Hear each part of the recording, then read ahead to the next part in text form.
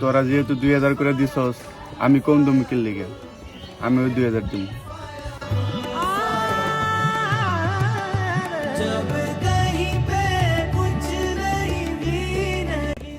ইমান সাহেব, আমাদের এদিকে আসেন, উপরে আসেন একটু।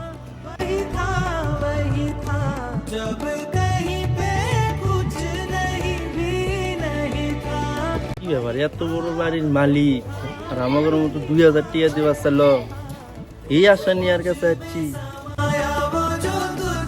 আমি নিজেও তো অবাক, সুজন এতগুলো টাকার মালিক মসজিদের ঘর দিতে এত কিপটাম করতেছে। আল্লাহ ওরে ধন সম্পদ দিছে ঠিকই, কিন্তু মন দেয় নাই। এত টাকা পয়সা থাকার পরেও মাত্র 2000 টাকা দিতে চাইলো, ওর কাছে এটা আশা করি নাই। মানুষ এমনই, যেমন হাতে টাকা পয়সা না থাকে সেমন কয় আমার হাতে জুল টাকা পয়সা থাকলো নি, মন খুলে দান করলে মিনি। আর যখন টাকা পয়সা থাকে সেমন দান করতে হাত কাঁপে।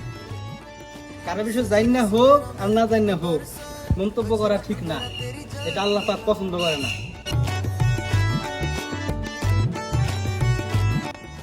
আল্লাহ পাক বলছে তুমি ডান হাতে দান করবা যেন বাম হাত না জানে।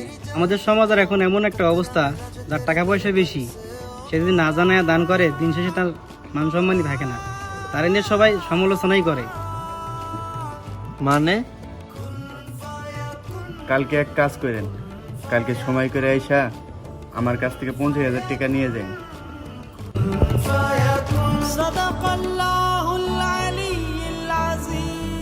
আপনি যে ওনাদের কাছে বললেন মাত্র 2000 টাকা